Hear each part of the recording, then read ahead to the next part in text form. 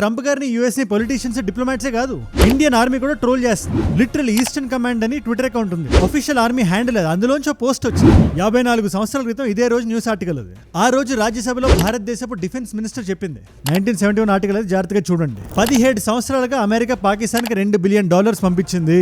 విడతల వారీగా మీరు కొనుక్కోండి.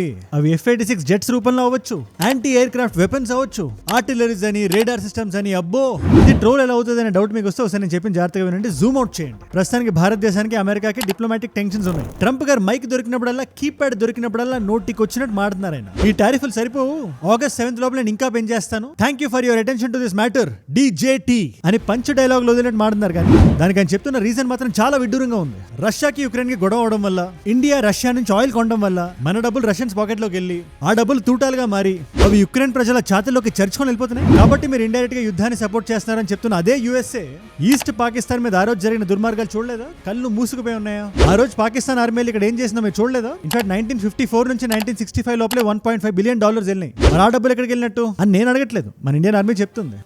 #throwback Thursday అని రాసి బొమ్మ వేసి చక్కగా ట్రోల్ చేస్తుంది. Thank you for your attention to this matter అని రాలేదు అంతే. మన సైన్యం బార్డర్ దగ్గరే కాదు, ఇలాంటి డిప్లొమాటిక్ ఇష్యూస్ దగ్గర కూడా దేశంతో నిలబడుతుంది. అండ్ రోస్టింగ్ కేపబిలిటీ కూడా చాలా బాగుంది, చాలా స్ట్రాంగ్ గా ఉంది. భారతదేశం అంటే స్ట్రాంగ్ గా రియాక్ట్ అవ్వట్లేదని మీ సర్కిల్ ఎవరైనా అంటే ఈ మ్యాటర్ రెస్పాన్స్ పొలిటీషియన్స్ డిప్లొమాట్స్ కన్నా మన ఆర్మీ బాగా ఇచ్చిందని చెప్పి రీల్ మీరు షేర్ చేసి చెప్పండి. ఎందుకంటే PM కైనా, CM కైనా, ఆర్మీకైనా, మీకైనా, నాకైనా ఒక సగటు సామాన్య వ్యక్తి ప్రతి ఒక్కడికి ఈ రోజున చెప్పాను కదా, మన ఇండియన్ ఆర్మీతో పాటు మనం కూడా ఒక సిద్ధాంతాన్ని నమ్మాలి. Nation first, Bharat first.